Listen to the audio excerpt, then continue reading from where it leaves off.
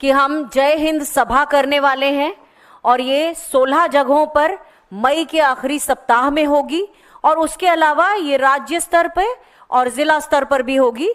ये असल में हम संवाद स्थापित कर रहे हैं और वो 10 सवाल 11 सवाल हम पूछ रहे हैं जो कि जिसके बारे में कर्नल रोहित चौधरी ने बताया।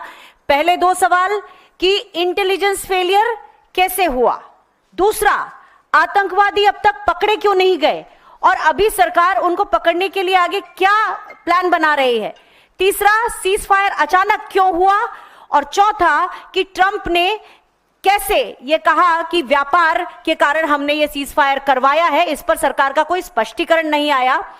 पांचवा ये कि जो विदेश मंत्री हैं एस जयशंकर, उन्होंने कैसे पहले से ही प्लान बताकर जो आर्म फोर्सेस की टाइम स्पेस और क्वांटम की एक स्ट्रेटजी होती है उसको कैसे वो तितर बितर हुई।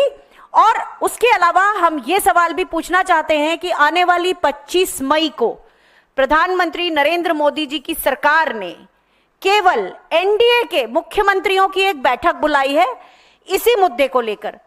तो हम ये पूछना चाहते हैं कि कौन सा अपराध किया है हिमाचल प्रदेश के मुख्यमंत्री ने, कर्नाटक के मुख्यमंत्री ने, तेलंगाना के मुख्यमंत्री ने या झारखंड के मुख्यमंत्री ने। क्या प्रधानमंत्री केवल बीजेपी वोटर्स के या बीजेपी के मुख्यमंत्रियों के होते हैं? क्या देश केवल बीजेपी वोटर्स का है? इसलिए हम ये मांग करते हैं कि सभी मुख्यमंत्रियों को इस बैठक में शामिल होना चाहिए। दूसरी चीज यह है कि 2 बार सर्वदलीय बैठक हुई, दोनों बैठकों में प्रधानमंत्री नरेंद्र मोदी जो कि शीर्ष नेतृत्व है वो नहीं आए। क्या उनके लिए राष्ट्रीय सुरक्षा प्राथमिकता नहीं है?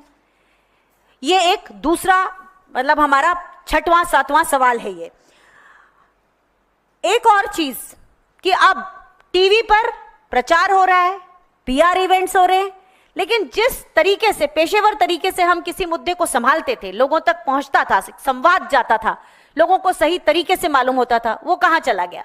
दिन भर हम प्रचार माध्यमों में और उसमें भी हम देखते हैं प्रधानमंत्री जी के पोस्टर बैनर भी लग रहे हैं जिसमें वो डांगरी पहन के, कहीं बैटल जैकेट पहन के वो दिखाई पड़ते हैं। तो जो एक तरीका था हमारा परिपक्व तरीका, संस्थागत तरीका, वो कहां चला गया? ये भी हमारा सवाल है जिसको लेकर हम जय हिंद सभा में लोगों तक जाएंगे और उन्हें बताएंगे ये सवाल